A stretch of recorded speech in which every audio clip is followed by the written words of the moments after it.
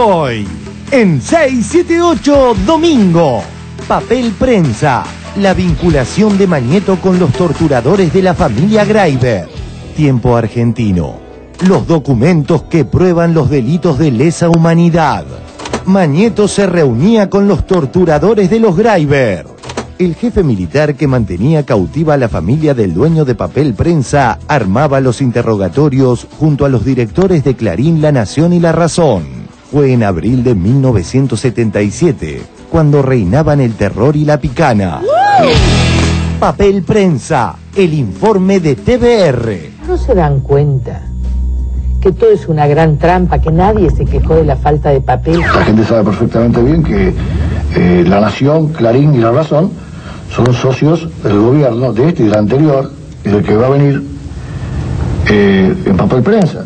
Una empresa que vos sabés bien que fue curiosamente, entre comillas, adquirida, y que nunca se investigó, ni nunca se averiguó, ni nadie se preocupó de saber cómo llegó a manos de los actuales propietarios. Nadie se quejó de la falta de papel. En el caso nuestro, por ejemplo, lo hemos denunciado públicamente. En el caso de Crónica, el papel que recibimos es la quinta parte del que realmente nos hace falta. Y bueno, y mientras tanto seguirá manejando el monopolio informativo. Nadie se quejó de la falta de papel. Las declaraciones que los medios hegemónicos ignoran. Un día Mañeto me manifiesta, dice: mira José, vos sos muy buen esto, pero te voy a explicar algo. Los gobiernos duran 6 años, los diarios duramos 100. Entonces la política de los 3 diarios, ¿cuál debe ser? Los primeros 2 años sacarle a los gobiernos todo lo que se pueda. Los segundos 2 años pegarle para seguir sacándole más cosas. Y los terceros 2 años hay que voltearlo porque tiene que venir un gobierno nuevo y que recomenzar el ciclo. Quien controla el papel, controla la información. Y quien controla las mediciones de rating, controla la tele. Miradas al sur, hacia otra comunicación. El que controla el rating, controla la televisión. Desde 1996, Ibope ejerció el monopolio en la medición de audiencia televisiva. La reciente aparición de Aresco muestra la manipulación del rating y se suma a la idea de crear una consultora pública. Por otra parte, las últimas estadísticas sobre la circulación de diarios evidencian una notoria caída de Clarín y el estancamiento de La Nación, mientras que una encuesta de Mora y Araujo refleja altos índices de desconfianza en los medios y en el discurso periodístico hegemónico. La reglamentación de la Ley de Servicios de Comunicación Audiovisual y las nuevas claves del mapa comunicacional que viene. Se reglamentó la Ley de Medios. Acaba de reglamentarse la ley de radio y televisión que sepulta a la dictatorial. Los multimedios son multinegocios que aquí en el mundo entero manejan la producción simbólica del imaginario colectivo. Son los dueños de la agenda pública. No necesariamente determinan cómo tenemos que pensar, pero sí de qué tenemos que hablar. Y sin medios, con discurso alternativo al dominante, no hay lucha política posible. Felizmente se acabaron las acusaciones y militancias tan acertadas sobre y contra el viejo andamiaje legulero. Y se puede contra Clarín. Ya no es cierto que varias tapas de ese diario y sus tentáculos basten para tumbar a un gobierno. Y si ya no es cierto, ¿quién se anima a decir que no es un avance? Que una corporación no pueda voltear a una gestión democráticamente electa no viene a ser la dichosa calidad institucional que tanto pregona la derecha, Carrió incluida. Se abrió la puerta. Entremos. Como decía un catalán, voy tratando de crecer y no de sentar cabeza. Vive de barrio, buen tropero en la partida, miembro más del circo desesperado, un punto en un planeta, un bicho que camina. ¡Vuelve! El show del chiste. Twitter de un falso Héctor Mañeto. Excelente la cena con Van der Koy, Osvaldo Pepe y Kirschbaum. Armamos la agenda de la oposición para septiembre. Este mes es clave para los temas que interesan a los argentinos. derogar la ley K de control de medios, inundar 8.000 hectáreas y Fibertel. En esta oportunidad, mi nota es un 8, señores, un 8. Teléfono para la CIP y Silvana Giudici. Nos están llamando que en Pilar, en Versalles, en Lomas del Mirador, en General Villegas, en Lincoln, La Plata y en varios lugares de la zona sur de la provincia de Buenos Aires, en Núñez, en el barrio de Núñez, en Villa Urquiza, en algunos casos se ve cortado este programa, en algunos casos directamente no se ve, como en Las Heras. Te cuento que sigue, le cuento cada vez a menos gente, porque ahora nos vienen a avisar que tampoco se está viendo el programa en La Matanza, en Santa Rosa, La Pampa, que quedó la imagen congelada en el mismo momento en que yo contaba dónde había cortes en otros lugares, y justamente recién les comentaba que me voy a ir de vacaciones a Mendoza, así no tengo que ver el programa. Y descanso, porque si no me lleno. Está habiendo en este momento interferencias en todos esos lugares que vos decís, y hay muchos de la provincia de Buenos Aires. ¿Cómo se lee esto? Esto es entonces un dato duro de la realidad. Este programa no está siendo visto, evidentemente, porque alguien impide que se vea. Es la libertad. A ver, Silvana Giudici, yo quiero que se ocupe de este tema. Explosión en Twitter. Cristina superó los 30.000 seguidores. La presidenta de la Nación se sumó ayer por la tarde a Twitter y generó una explosión entre los usuarios, llegando a esta cifra en tiempo récord. Otra jornada de hermosas noticias. 1. Leonas a semifinales. Sole García y el servicio del córner corto. La chance del Argentina. Sigue Aymar, que fue objeto de muchas infracciones en el transcurso del partido. Sigue Lucha, sigue Aymar, ingresando a los 23 metros de la última línea, ya en el círculo, lucha.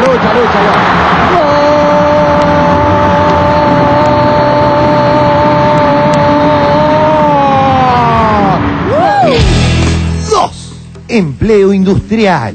Empleo industrial creció un 9% anual en el periodo 2003-2010.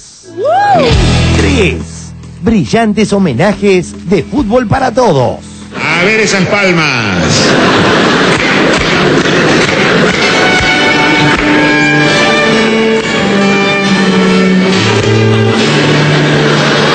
We accept the good news that God loves us, that we are somebody very special to Him. So please, when you know it's so easy, all you have to do is fall in love, play again, everybody play again. Yo soy un mendigo de buen fútbol que va por el mundo, sombrero en mano, suplicando una linda jugadita por amor de Dios, y cuando el milagro ocurre lo agradezco. Todavía me emocionan ciertas voces, todavía creo en mirar a los ojos,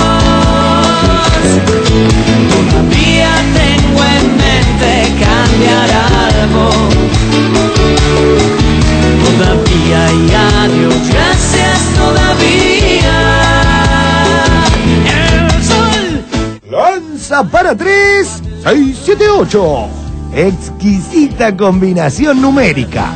Y entonces yo me gustaba jugar adelante también. Ya era arquerito, yo sentía que era arquero a los 6, 7, 8 años.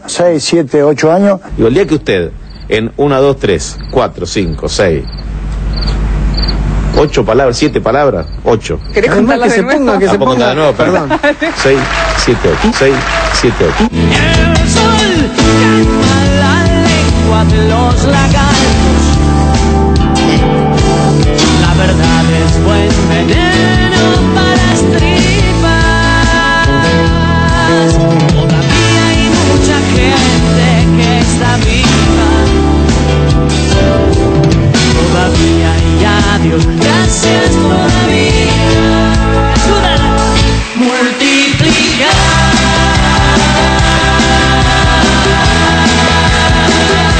Es la tarea, es la tarea, es la tarea.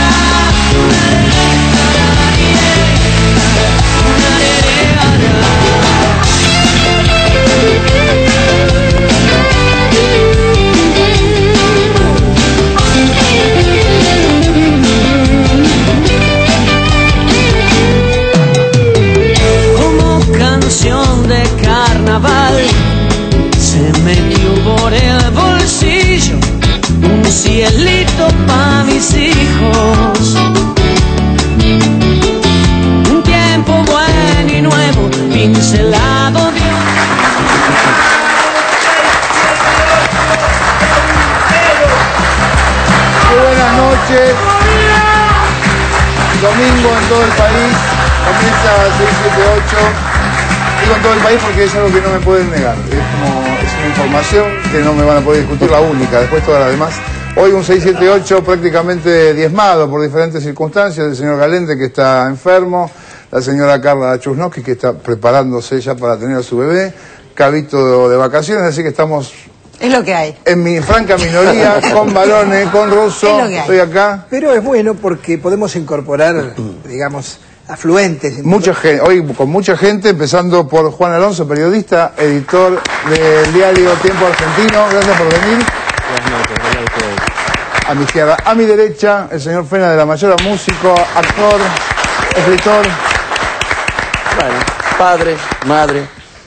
No, pero esa parte no. No, persona. Ama de casa. Pues, ¿Sos buena ama de casa? Uf, no sabes lo buena ama de casa que soy. Un día voy a tu casa y te sorprendes. No, está bien. Te hago unas empanaditas. Carlos Raimundi, ¿qué tal, Carlos? ¿Cómo estás? Secretario General del CI, en Nuevo Encuentro, gracias por venir. No, al contrario. Te estábamos extrañando, pasó de verdad mucho tiempo de la última vez. Lo mismo con la diputada Silvia Vázquez, gracias por venir. ¿Qué tal? Buenas noches. Diputada nacional por el Partido de la Concertación, Forja, y presidenta de una comisión que nos encanta, la Comisión de Comunicaciones. Siempre damos que hablar. Siempre hay, Siempre damos que hablar. Siempre está interesante. Bueno, vamos al primer informe que ya lo vimos en los adelantos, es muy interesante. La vinculación de Mañeto con los torturadores de la familia Greiber, lo vemos, lo debatimos, ya volvemos. Letra chica. La vinculación de Mañeto con los torturadores de la familia Greiber. Tiempo Argentino. Los documentos que prueban los delitos de lesa humanidad. Mañeto se reunía con los torturadores de los Greiber. El jefe militar que mantenía cautiva a la familia del dueño de Papel Prensa armaba los interrogatorios junto a los directores de Clarín, La Nación y La Razón. Fue en abril de 1977. Cuando reinaban el terror y la picana. Tiempo Argentino accedió a expedientes secretos del ejército. La burocracia criminal dejó expuesta la trama del despojo a Lidia Papaleo. Basada sobre las conversaciones con los directores de Clarín, La Nación y La Razón, la dictadura diseñaba los interrogatorios a los detenidos en los campos de exterminio. Todos los documentos. 7 y 9 de abril de 1977. Oscar Gallino, general de brigada e interrogador de los Greiber, se reunía con Mañeto, Mitre y Peralta Ramos para tratar el caso de Papel Prensa. El primer documento que publica Tiempo Argentino del 7 de abril de 1977 lleva la firma del oficial superior preventor Oscar Gallino. El militar estaba a cargo de la investigación. Un eufemismo para referirse a la sucesión de tormentos que se le practicó a toda la familia Greiber en el circuito Camps. El acta que refrenda revela que, mientras Lidia Papaleo era torturada, Gallino recibía a los directores y asesores letrados de los diarios La Nación, La Razón y Clarín, quienes concurren con motivo de la adquisición del paquete accionario del grupo fundador de Papel Prensa. Gallino era general de brigada, un represor salvaje. Desde febrero hasta abril de 1976 había desempeñado el cargo de subdirector del Centro Clandestino de Detención El Tolueno. En ese cónclave de la cúpula del aparato represivo que azotó al país hasta 1983, se decidió, con la anuencia de Videla, que Gallino reunía los requisitos necesarios para convertirse en el oficial instructor, es decir, en el interrogador del caso Greiber. Vale aclarar que los interrogatorios en aquel tiempo se hacían a punta de picana. No había abogados defensores, solo electricidad que recorría el cuerpo de personas indefensas. La defensa de la familia secuestrada en los campos de exterminio quedó a cargo de un teniente coronel puesto a dedo por el propio Gallino.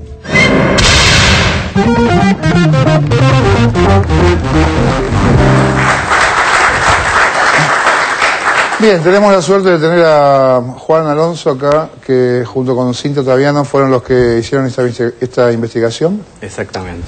Y bueno, ahí veíamos que Gallino cuenta, ustedes consiguen los documentos donde el mismo Gallino cuenta que él se entrevistaba con directores y asesores letrados de estos 3 diarios. Claro. Él no hace nombres. No, es lo que deja reflejado en esos documentos que forman parte de la burocracia interna del ejército, porque hay que acá aclarar qué rol cumple Gallino. Gallino es una especie de inquisidor en esta historia, es una especie de Torquemada, dirigido y designado por el propio Videla, ¿no? A diferencia de Camps era el que instrumentaba la tortura en los centros clandestinos de detención, y Gallino era el oficial instructor con una jerarquía importante porque en aquel momento era general de brigada. Estos documentos remarcan que el día 7 y el 9 de abril de 1977 Gallino se reúne con los directivos de Clarín, La Nación y La Razón y sus asesores letrados. Y el día 9, lo que es peor, a las 20 horas, ordena, según estos documentos que nosotros hemos publicado en Tiempo Argentino, en la edición del último domingo, los interrogatorios. Obviamente se está refiriendo con esos interrogatorios a la familia Graiber, entre ellos Lidia Papaleo, que estaba detenida, desaparecida y torturada por la patota del general Camps. Ese es el marco, digamos, histórico.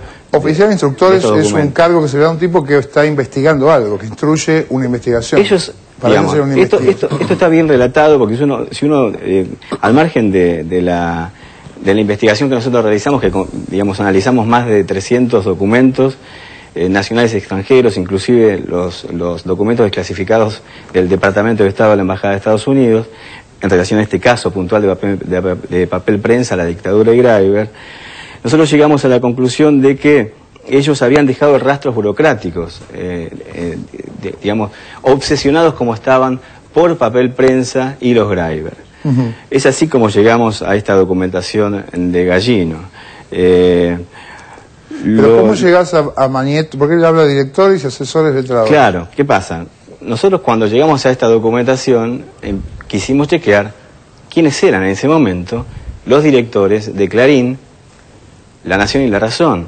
Fuimos al boletín oficial y efectivamente desde febrero de 1977 Mañeto, Mitre y Peralta Ramos ya formaban parte de la cúpula de la dirección de papel prensa. Es decir, que Mañeto, Mitre y Peralta Ramos se reunieron con el inquisidor Gallino, que era un viejo represor conocido del ejército, hombre puesto por Videla en una reunión en Casa de Gobierno donde participaron el jefe de la CIDE en aquel momento, el jefe de la Policía Federal y Camps. En la nota que yo leía hoy, Gallino de paso se quedó con algunas propiedades de los Graiber, ¿verdad? ¿Eso es así? Claro, eso venía a ser una especie de segundo capítulo de esta historia de terror, ¿no? Porque nosotros publicamos en la edición del domingo en Tiempo Argentino que él pide a las autoridades del Banco Central que dispongan de una serie de valores en efectivo y en cheques que eran propiedad de la familia Graiber y se las deposita a su nombre, alrededor de 3.173.000 pesos de la época, más unos $21.000, digamos. Ese dinero en efectivo, entre cheques y dinero en efectivo, esos pesos de la época equivaldrían a, digamos, a valores actuales, más o menos se podían comprar hectáreas en la zona más rica de la Pampa Húmeda. En aquel momento, una hectárea, por ejemplo, en la zona más rica de la Pampa Húmeda salía a $3.300, por ejemplo, ¿no? Es una especie de vuelto que se llevan estos señores en el medio de este clima de terror, ¿no? Recordemos que, según la carta de Rodolfo Walsh, para esa fecha ya habían desaparecido 15.000 argentinos. Claro. Diputada Vázquez. Bueno, creo que se empieza a entender por qué antes, en el 2008, ya cuando estábamos preparándonos para dar la madre de todas las batallas, que era la Ley de Servicio de Comunicación Audiovisuales, y salir de las reglas de juego de la dictadura, decíamos justamente que no era casual, que el facto había sido dominante, digamos, como rasgo de la cultura en los medios de comunicación en la Argentina. Y que no era casual que habían pasado 25, 26 años sin que eso pudiera ser tocado, sin que de eso se pudiera hablar, porque efectivamente datos, rastros, sospechas, indicios sobre que estas cuestiones habían sucedido, podrían haber sucedido en el momento de la transmisión de papel prensa, de la propiedad de papel prensa, estaban, circulaban. El tema es que, como conversábamos con él un poquito antes de empezar el programa, me parece que no había habido, no sé si condiciones, pero fundamentalmente creo que no había habido coraje en dirigencia política argentina para afrontar una cuestión de esta naturaleza. A mí me parece central que en este momento de nuestras vidas la verdad se interrogue sobre la verdad de las cosas. Que hayamos puesto de vuelta sobre el centro del escenario si es verdad o no cómo sucedieron las cosas y dejemos de mirar para el costado, me parece central para la salud de las instituciones argentinas para adelante.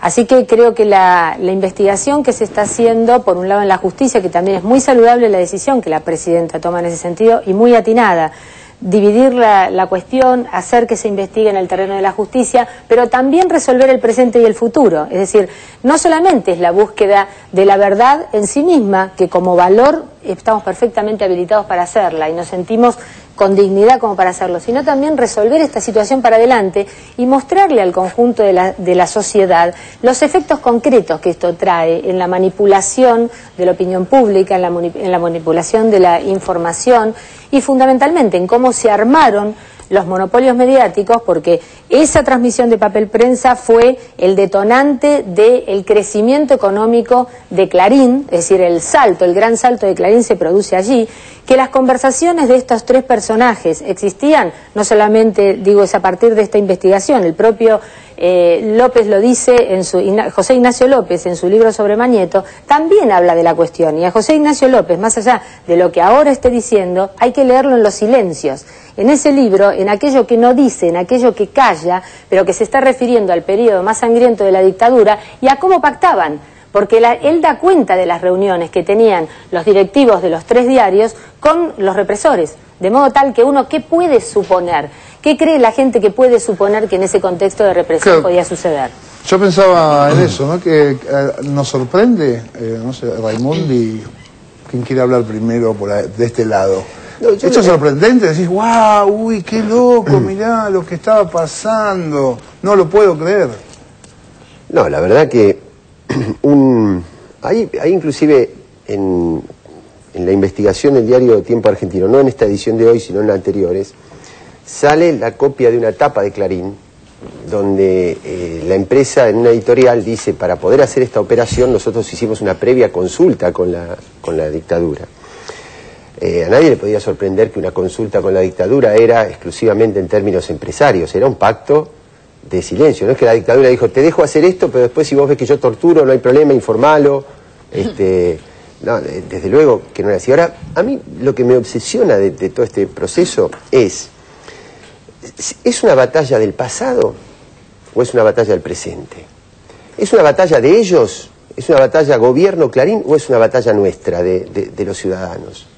Esto me parece central, porque ¿para qué había esta conexión con la tortura, con la represión? Era para poder aplicar un plan que destruyó el Estado, que al decir destruyó el Estado, destruyó los hospitales, las escuelas, que destruyó a los empresarios nacionales, que destruyó los derechos de los trabajadores, que destruyó la libertad de expresión. Por eso digo, escuchar a esta gente hoy hablar de libertad de expresión después de haber hecho este pacto de impunidad. Ahora, gracias a eso, hoy mi hija tiene que remontar en la escuela estatal la falta de presupuesto. Recién ahora se está remontando eso. Esto es un problema de todos, es el país que nos dejaron y que estamos sufriendo hoy y que recuperarlo nos cuesta hoy. Por eso ni es una batalla de ayer, sino que es una batalla de hoy, ni es una batalla de ellos, sino que es una batalla nuestra. Sí, a mí me parece que es una pregunta la de Carlos que nos resuena a todos, ¿no? Porque uno tiene esa sensación de que no estamos hablando del pasado, sino que estamos hablando de los valores que sostenemos hoy. Cuando, por ejemplo, hay periodistas en TN que se pusieron a tratar de desacreditar a Osvaldo Papaleo, por ejemplo, ¿no?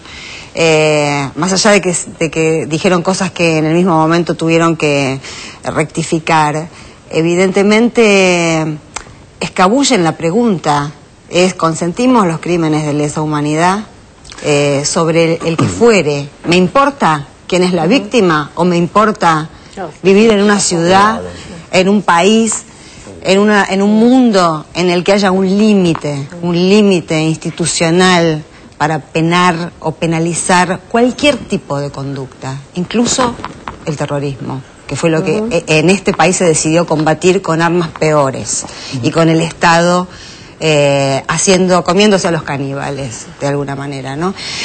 También me parece que parte de lo que estamos viendo es esa orgía de sangre. ¿Para qué sirvió? No sirvió solamente para defender lo que ellos llamaban el ser nacional, también sirvió para que se forraran unos cuantos y para establecer lazos de disciplinamiento y de dominación que padecemos hasta ahora, ¿no? Cuando en el tape veíamos, por ejemplo, a Elisa Carrió decir, esta es la verdad, ella no sabe cuál es la verdad. Ninguno de nosotros vamos a saber cuál es la verdad hasta que la justicia no tome este caso seriamente, lo investigue y nos diga qué pasó. Necesitamos saber qué pasó. Yo retomo lo que dice Sandra porque es lo que a mí más, lo que peor me pega a mí es ver a Elisa Carrió y a muchos otros de la oposición considerar que la verdad es exactamente la opuesta de la que se está pintando desde el gobierno porque sí, ¿no? Entonces me gustaría decirle a la gente, o traducirlo, porque recibo mucha comunicación de parte de la gente que está completamente confundida con esta época en la que la información está en cuarentena, ¿no? No sabemos bien mirar para un lado o para el otro. A mí me gustaría pensarlo desde este lado. Bush, ¿no? Armó una guerra, según las cifras que leí el otro día, creo que murieron 500.000 desde que invadieron Irak hasta ahora. Armó una guerra con su papá, Dick Cheney y un par de otros amigotes que tenían en función de los negocios, ¿no es cierto? O sea, la corporatocracia ahí directamente armó una guerra de la potencia más grande del mundo para invadir un lugar que tenía mucho petróleo, traduzcámoslo, ¿no?, a palabras comunes, para ver si se quedaban con ese negocio. Entonces, ¿qué nos puede asombrar a nosotros que una empresa, por ganar más guita, ¿no?, o por hacer mejores negocios, pacte con una dictadura? No nos puede asombrar de nada, digamos. ¿Por qué se pone en tela de juicio que una empresa pueda llegar a hacer eso y se la defiende a ultranza desde la oposición, como si eso fuera imposible, como si fueran campeones de la ética, como si fueran campeones de la solidaridad, como si eso es una cosa que no existe, cuando en realidad hasta el kiosquero, si tiene al lado al ferretero que le está sacando clientes, por ahí agarra y le inunda la ferretería, qué sé yo. O sea, eso es una cosa que en el mundo de los macronegocios no es una cosa de locos, para nada, es una cosa absolutamente común. Mal que nos pese, es una cosa común que ocurre. ¿Y por qué se están asombrando de eso? ¿Por qué ni siquiera tienen la curiosidad? Carrió, Felipe Solá, Pinedo, todos los que salieron a hablar inmediatamente después del mensaje de la presidenta, que estaban todos en hilera esperando.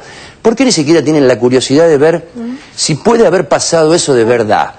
A mí me daría curiosidad, ¿no es cierto? Si me salgo de la defensa a ultranza, no sé por qué razón, sospechosa, pero si me salgo de eso y me pongo en un lugar objetivo, ni siquiera de este lado o de este, tengo que decir, bueno, pará, es una empresa, puede haber hecho esto y puede haber pasado esto, porque en el mundo de los negocios puede pasar esto. ¿Por qué no lo investigamos, aunque sea? Eso es lo que me llama la atención a mí. Lo loco es que vayan con la verdad absoluta. Tal como vos estás diciendo, después de todo, no es más que una empresa. Y sin embargo, desde el lugar que le quiere dar Carrió, parece ser un valor. No, es un valor. Clarín, parece es ser como ni la Nación, como un baluarte. Valores. Llegó a decir, La Nación y Clarín son la Argentina. Si la Argentina es eso.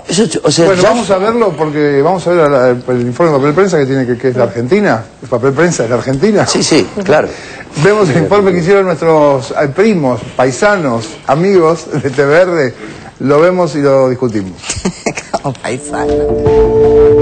Papel prensa y el papel de la prensa. El informe de TVR. El papel prensa es como el monopolio de papel barato que en su momento hacen los milicos con La Nación, La Razón y Clarín para justamente favorecer esos tres grandes diarios que puedan comprar el papel a la mitad. Gracias a eso, Clarín crece durante esos años como ningún otro diario, ¿no? En septiembre de 1978, Bartolomé Luis Mitre, hijo de La Nación, y Ernestina Herrera de Noble, inauguraban junto al represor Jorge Rafael Videla la empresa Papel Prensa. El presidente de la Nación, junto a autoridades de la empresa, procede a cortar la cinta con los colores nacionales. De esta manera, fue así inaugurada la planta de papel prensa. Durante todos estos 34 años, a mucha gente, yo siempre le dije, cuando hablan de mi marido me preguntan, siempre le dije que el costo de su vida fue papel prensa. El testimonio de Lidia es estremecedor y es un relato que está asignado desde el principio por amenazas y por asesinatos. Todos los días nos hostigaban tratándonos obviamente de ladrones, estafadores, etcétera. La Nación, 11 de octubre de 1976. Greiber, implicado en la quiebra fraudulenta de 2 bancos. Clarín, 24 de octubre de 1976. Reabren en México el caso Greiber. En círculos policiales trascendió que hay numerosos indicios que acentúan la posibilidad de que el millonario argentino, a quien se involucra en un gigantesco fraude, no haya ido en el aparato accidentado. Cuando todos sabemos que investigar en ese momento que era secuestrar, torturar, hacer desaparecer. Y mientras tanto, en octubre de 1976 dijimos, mientras salía eso publicado, mientras le decían eso a los lectores, la realidad es que estaban negociando con ellos la compra de papel prensa. Nosotros fuimos, los padres de mi marido y su hermano, a un lugar del diario La Nación, que es un lugar muy amplio. Se me acercó un señor que se presentó, que era el señor Mañeto, y me dijo que tenía que firmar o íbamos a perder la vida mi hija y yo. El otro día, cuando lo conocí a Héctor Mañeto, me encontré con una persona realmente excepcional. Era el señor Mañeto, y me dijo que tenía que firmar o íbamos a perder la vida mi hija y yo, que no me quedaba otra alternativa. Y yo no dudé que era cierto en ningún momento, porque ese hombre tuvo la mirada que marcó definitivamente el dolor en mi vida y la pérdida y la amputación de 6 años de mi vida. Yo lo único, como ya lo he escrito, que recuerdo para siempre, ¿no?, es la mirada de este hombre. Era un hombre absolutamente decidido y claro en lo que me estaba exigiendo, no pidiendo. El diario Clarín tituló en estos 2 o 3 últimos días que usted había declarado que había hecho el traspaso, había firmado, no estando presa. Lidia Papaleo estaba en libertad, lo declaró ayer ante el fiscal. Eso no significa que estaba en situación de libertad. No estaba dentro de una prisión, no estaba dentro de una cárcel, pero estaba amenazada desde la muerte de mi marido, a partir de la muerte de mi marido, estaba amenazada permanentemente, y cuando llegué a mi país, el 16 de septiembre de 1976, me encontré con diarias visitas de personas sumamente importantes que nos decían que debíamos vender todos nuestros bienes porque estábamos mal vistos por la Junta Militar, y además que no teníamos ninguna posibilidad de elección. Lidia Papaleo estaba en libertad. Mi hermana, los Greiber, todos los que firmaron los convenios, el traspaso de las acciones, después fueron raptados, torturados, y los quebraron por 30 años. Ninguno de nosotros nunca supo el precio, nunca hubo precio, nunca supimos que firmamos, nunca tuvimos copia de lo que firmamos. No hay una operación comercial acá. Esto solamente lo puede firmar una persona con discapacidad mental que no está en condiciones de firmar nada jurídicamente, o una persona a la que le han puesto el robo en la cabeza. Y por último, toda la argumentación que han hecho acerca de que los Greiber estaban apurados por vender porque necesitaban plata, yo pregunto, ¿dónde está la plata acá? Si no dieron un peso. Vos quédate lo más piola en tu canal. Vos no pienses en salirte de tu dial.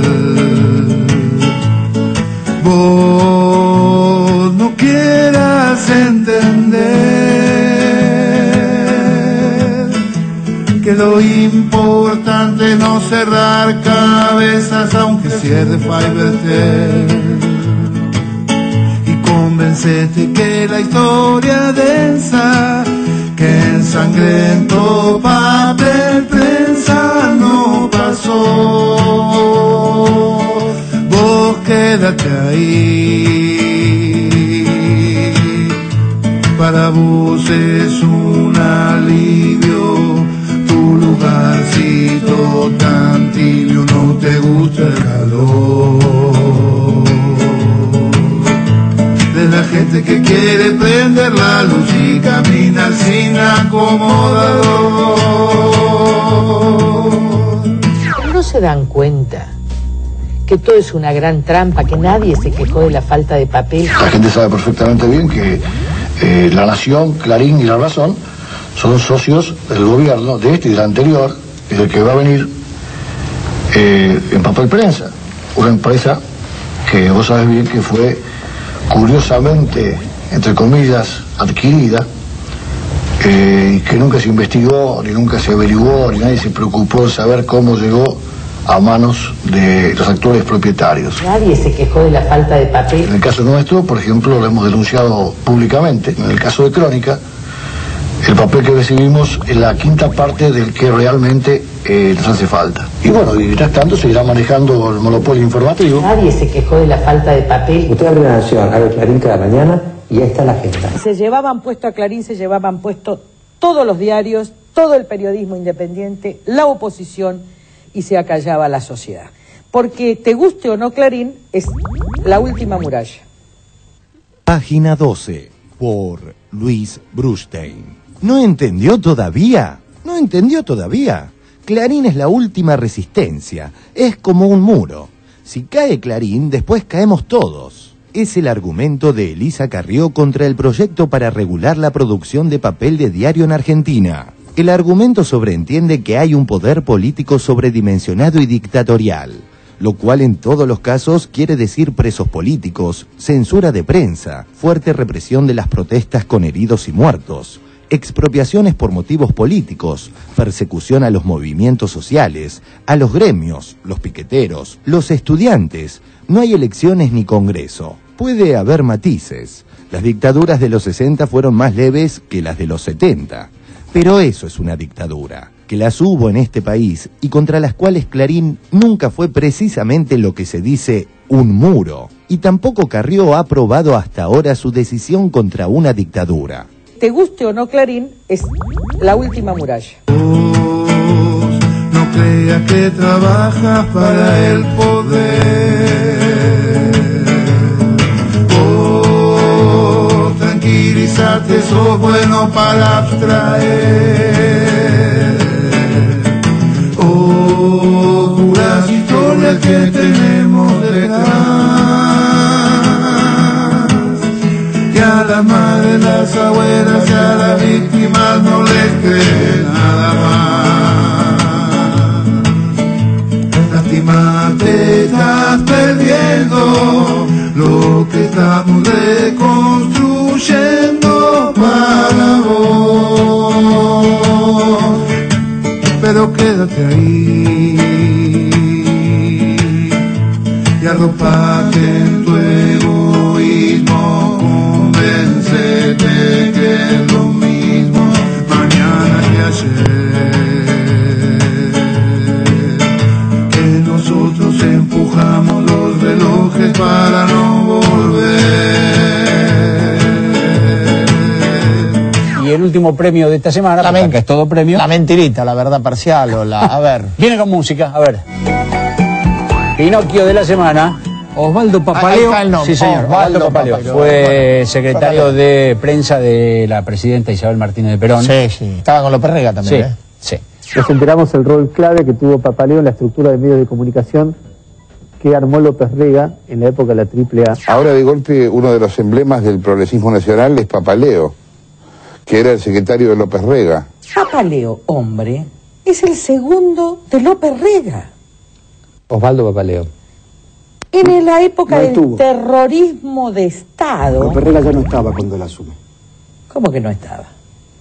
Sí está, en el 74 y el 75. Él asume en el 75 cuando López Rega ya no estaba. Cuando fue funcionario del gobierno, Papaleo, López Rega ya no estaba en el país, es cierto porque yo me lo acuerdo, no necesito leer 26.000 fojas. Y era yo funcionario del gobierno también.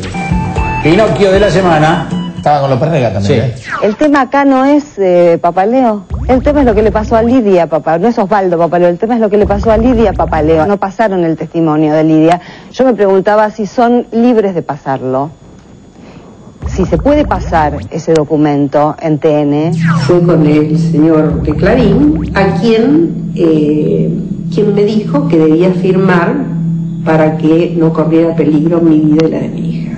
Supongo que no son libres de hacerlo, pero eso no los dispensa de tomar meandros del tema y disparar para otro lado, porque se están escapando por la tangente. Bueno, después de 27 años de democracia, Lidia Papaleo, digamos, encuentra que este es el momento del reclamo. Todo esto es tan endeble. Es raro, sí. Es endeble.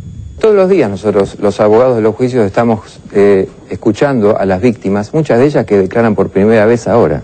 A lo que voy es, cuando a mí me hablan que una víctima habla después de muchos años, cuando se trata de crímenes de lesa humanidad, siento cierto tufillo miserable. El otro día cuando lo conocí a Héctor Mañeto, me encontré con una persona realmente excepcional. Yo creo que lo que están consiguiendo es que después la Argentina le tenga que hacer un monumento a Mañeto. Siento cierto tufillo miserable, porque es no darse cuenta de lo que significan los crímenes de lesa humanidad. Los testigos y los sobrevivientes de los crímenes de lesa humanidad declaran cuando pueden, porque eso se trata justamente de revertir esta ausencia total, esta desprotección total en lo jurídico que han padecido durante años. ¿Por qué ahora, Lidia, después de tantos años? Es la pregunta aparentemente más ríspida que se permiten hacer desde lo que llamaríamos la otra vereda. Si nosotros no hubiéramos esperado 27 años para aparecer diciendo nuestra verdad, no estaríamos vivos. Que somos un montón.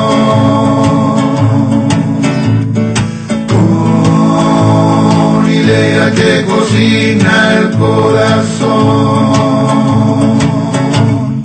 En palabras de otros no invertimos más. Si primero va el dinero, la verdad se va quedando atrás.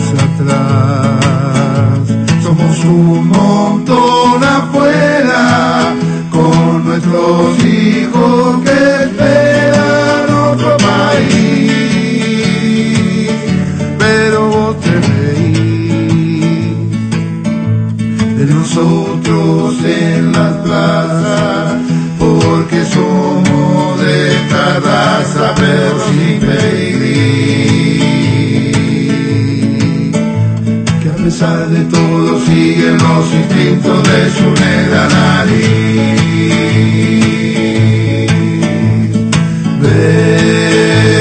Que somos un montón.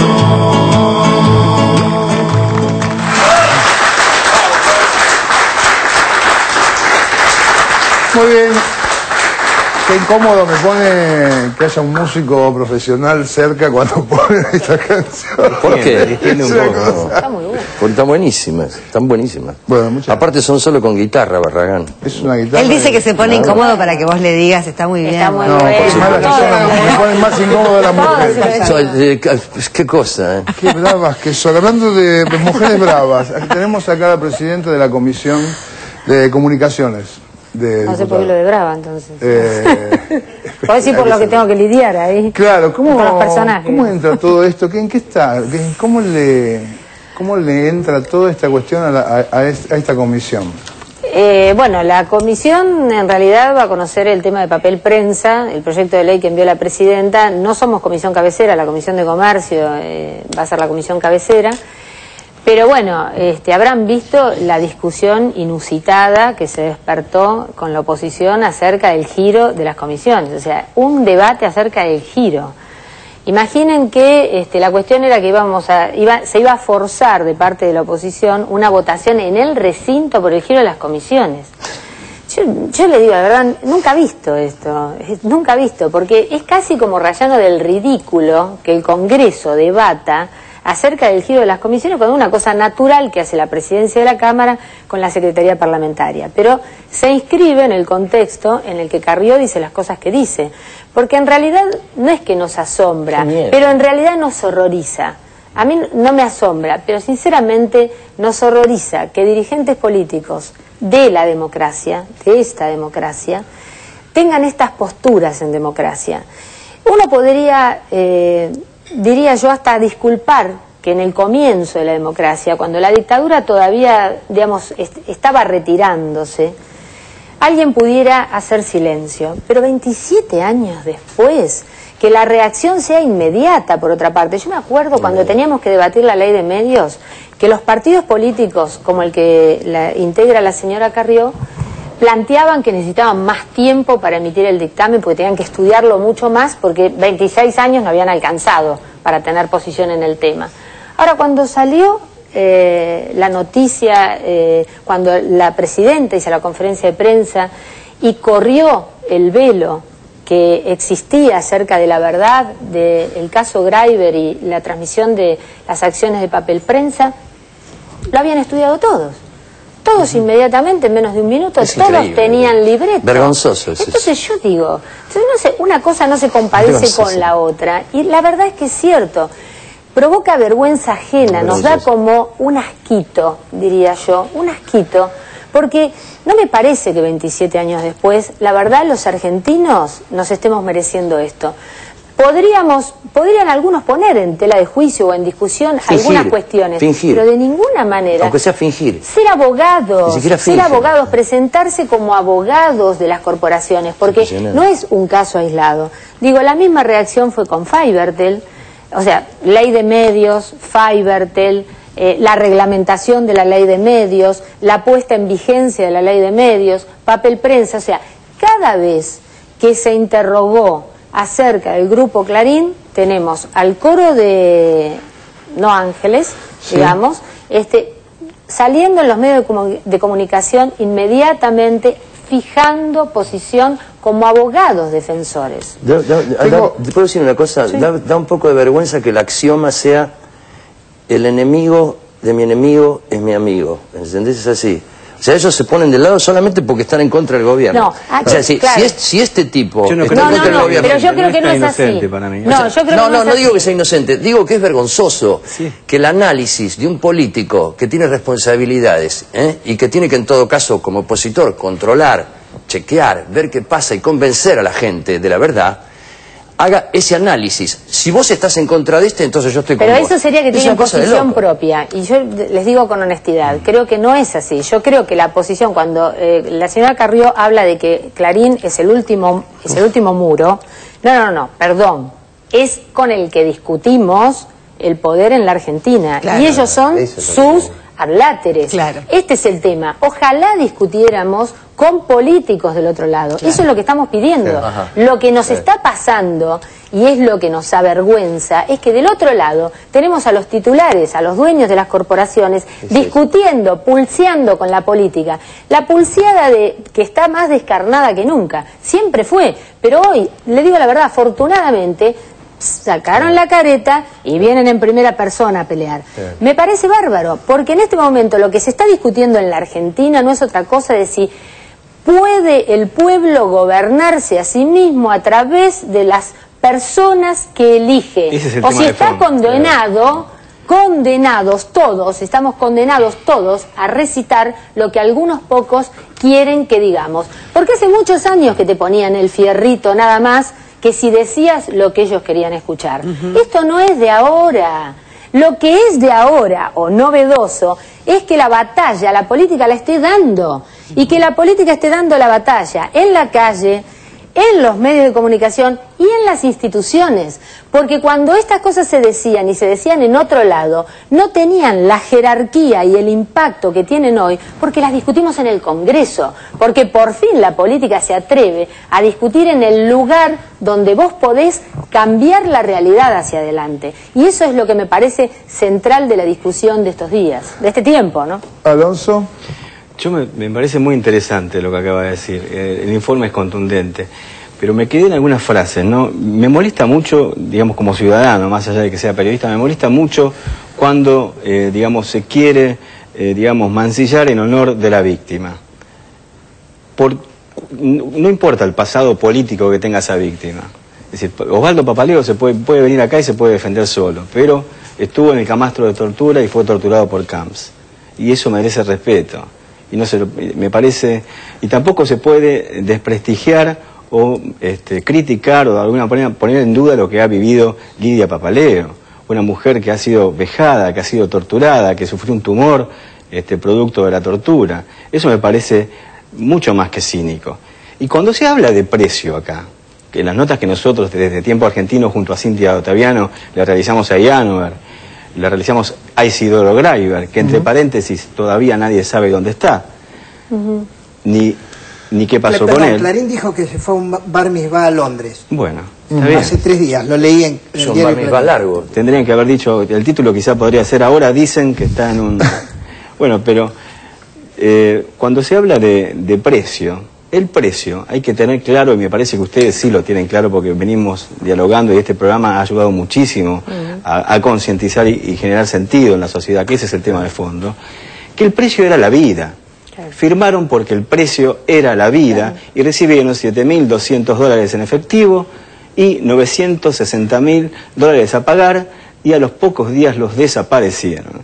Y acá, digamos, estos documentos demuestran claramente que el señor Gallino, que era inquisidor de la dictadura, se reunía con Mañeto, con Mitre y con Peralta Ramos. ¿Qué van a decir al respecto?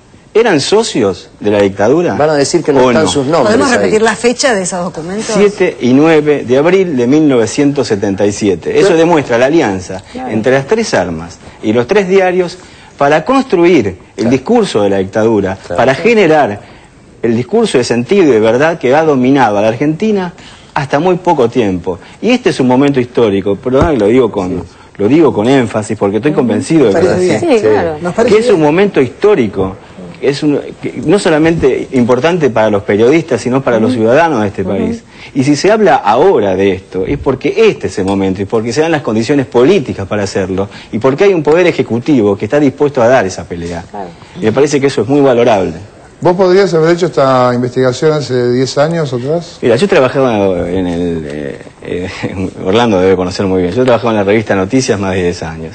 He hecho varias investigaciones, algunas medianamente complicadas, otras no tanto. Yo creo que no. Por eso me siento orgulloso de pertenecer al colectivo de trabajo de Tiempo Argentino. Claro, porque no es el periodista, es ¿dónde? No es si uno hubiese hecho la investigación, lo que uno tiene que preguntar es ¿dónde la publico? Claro, y el momento histórico. Acabo... yo prefiero, yo vengo todos los días, él no. No, yo confirmar esta sensación de que hay un tiempo distinto, de que estamos viviendo un tiempo distinto. Y que sería tremendo que desaprovechemos la oportunidad de darle continuidad a este proceso.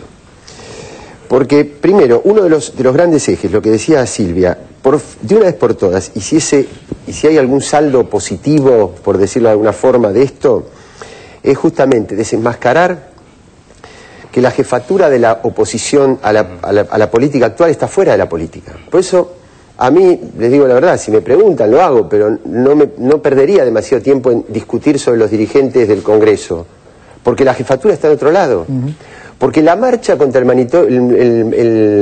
matrimonio igualitario la convocó Bergoglio, no la convocó la política, amenazando a los chicos que, diciendo, los que quieran ir no van a tener falta. El problema era, ¿qué me pasa a mí después en esa escuela si no quiero ir? Después fue el escenario de la rural. Después tuvieron que ir a rendir pleitesía a la rural. Había una mesa coordinada por Morales Solá y presidida por Biolcati. Entonces, la política traslada su escenario a la jefatura de las corporaciones. De ahí el acierto del expresidente y del actual momento de haber apuntado al jefe. Claro. Segundo, en la Facultad de Ciencias Sociales, en el edificio nuevo que tiene aquí en la calle Santiago del Estero, la UBA, hay un panel en una de las paredes donde hay alrededor de 12, 15 tapas de Clarín. De los momentos emblemáticos de la Argentina. El golpe, la guerra, las devaluaciones, las crisis. Y cuando yo me enfrenté a eso, noté que el título expresaba el mismo espíritu que tiene la opinión promedio de un sector importante de la clase media que al mismo tiempo forma mucha opinión y mucho clima en la Argentina. Tal cual. Es decir, eso es lo que está en disputa. Los negocios por un lado, como decía Fena hace un rato. Ahora, los negocios para crear sentido. Totalmente. Es decir, lo que se ha hecho fue manipular los climas de aceptabilidad social. La dictadura era un nuevo gobierno. Había que arreglar con el Fondo Monetario porque si no desaparecíamos del mundo. Los ajustes había que bancárselos porque las incidencias de los mercados, si no, no generaban clima de negocios en la Argentina. Entonces, se generó un promedio de interpretación de la realidad. ¿Qué es eso lo que está en discusión? Y el receptor es siempre esa misma franja. Bueno, pero por eso que es tan importante este tiempo. Por eso que todo aquello que melle la credibilidad del que se sentó en un lugar para decirnos la verdad y para que viéramos la realidad desde un cristal, hay que hacerlo. Para que florezcan miles de mensajes, no para que deje de decir lo que quiera decir, sino para saber en nombre de qué lo está diciendo y que nosotros podemos interpretar otras cosas. Es la muralla. Vamos al informe, te prometo que a la vuelta... A mí el silencio me queda bien. No creas. Ahora lo vamos a ver. Te vamos a comparar en silencio y hablando. Vamos a ver un informe, la frase de Pirillo y una prueba contundente. Lo vemos y después lo charlamos. Papel prensa. Las declaraciones que ignoran los medios hegemónicos. Un día Mañeto me manifiesta, dice, mira José, vos sos muy honesto, pero te voy a explicar algo.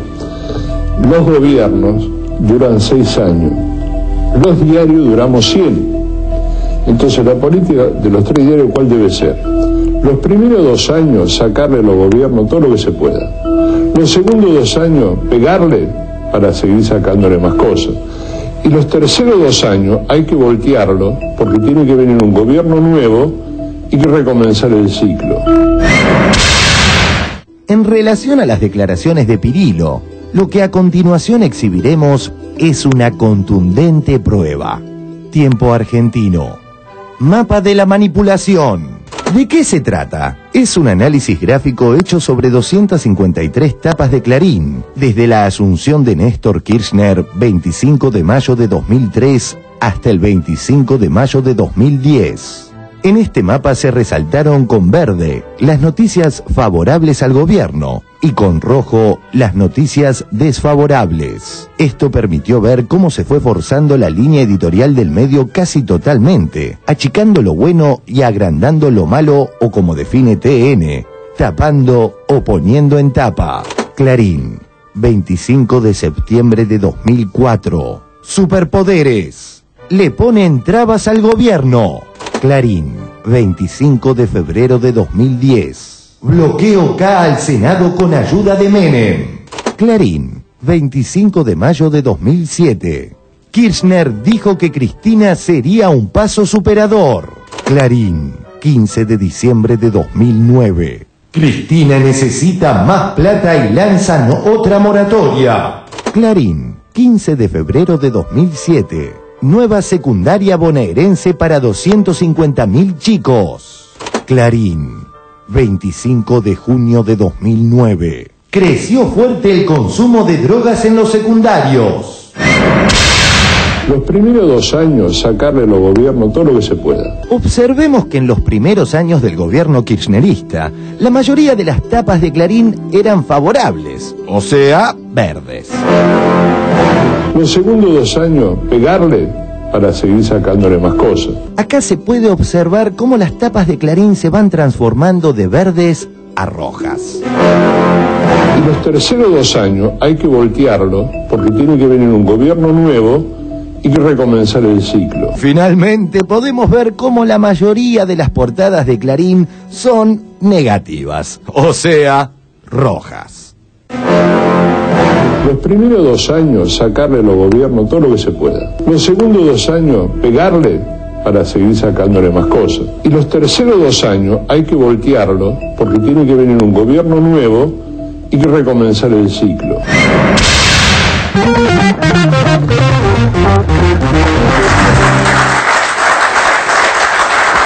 Muy interesante, ¿no? Interesante. Hay como un correlato hoy. de alguna forma casi científico de lo que uno percibe, está bueno, ¿no? En un punto tener todas estas cosas. Eso es un trabajo que podría hacer un periodista, lo hicieron los periodistas obviamente del multimedia, podría hacerlo y seguramente lo sabe. Yo estaba pensando qué trabajo para Ignacio López, el que fuera vocero de Alfonsín, que ahora es vocero del diario La Nación. Y pensaba a veces en las trayectorias, ¿no? Que esto que Aliberti hizo una metáfora como que se abrió la puerta y hay que entrar, el que quiere entrar entra y el que se quiere quedar afuera se queda afuera. se plantea con algunas personas. Por ejemplo, Estracera, que del nunca más termina, digamos, cuestionando o negando el dolor de una torturada. Del nunca más ahí. Ignacio López de Ser, el vocero de Raúl Alfonsín, vocero del diario La Nación en este laberinto de negocios y de corrupción. A veces pensaba en cuando Héctor Ricardo García dice hace décadas, no recuerdo bien si fue en el 84, con Hugo Guerrero Martínez, algo que seguramente yo vi, que seguramente alguno de ustedes escuchó, aunque son más jóvenes, porque tampoco fueron tantos años, denunciando, y que no tuvo repercusión en la política, no tuvo repercusión en los periodistas. Lo dijo y fue como un recreo, todos nos quedamos mirando. Y yo pienso, tengo un gran remordimiento con mi pensamiento, porque yo creí que era inteligente, medianamente inteligente, modestamente inteligente. Creo que soy un pelotudo, que toda la vida viví ignorando esto. De algún modo, la diputada consideró que la política no había hablado de esto, pero que se sabía. Es decir, no había hablado porque no consideraba que era la oportunidad. Qué poco coraje. Solamente uno habla cuando tiene la oportunidad. Solamente habla cuando alguien viene y le dice, habla que yo te custodio. Es muy raro aceptar el silencio de la sociedad y sobre todo de nosotros los periodistas, y ni hablar de la clase política, no me gusta decir clase, de los políticos, los dirigentes que representan a la oposición llamada A, o como dice Berbisky, A con H después de la Es muy, creo que se está dando un fenómeno. Yo acepto el aliento que dio al momento Alonso, creo que es un momento impresionante, y que la sociedad, volvamos a esto, habló de máscaras, creo, Raimundi, desenmascaramiento. Yo creo que es, ¿sabes cómo es? Estoy pensando en un vórtice, es una palabra difícil pero es fácil, es como un remolino hacia abajo. En el infierno del Dante es el último lugar donde van a parar las almas. Bueno, ese vórtice se traga todo, pero deja flotar algunos elementos, como los remolinos del río o del mar. Flotan los elementos livianos y los pesados quedan abajo. Bueno, de esta situación del vórtice, los pesados van a quedar abajo. Lo de Clarín se le puede robar un título ya existente y ponerle a esa nota del mapa de Clarín. ¿Qué les pasó? Se podría poner. ¿En serio? Bueno, vamos a un corte y enseguida volvemos con más 678. De pasar un solo día sin morir, sin gritar, sin reír, sin comprender, sin amar. Qué desastre de gente que no podía estar en paz. Érase que se era una vez.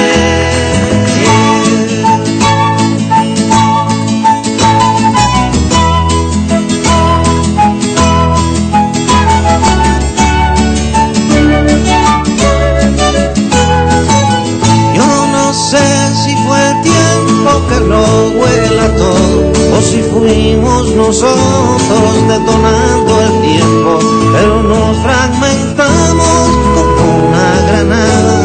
Érase que se era una vez. Yo no sé si ha llovido una lluvia que moje cada esquina en el sitio en que hay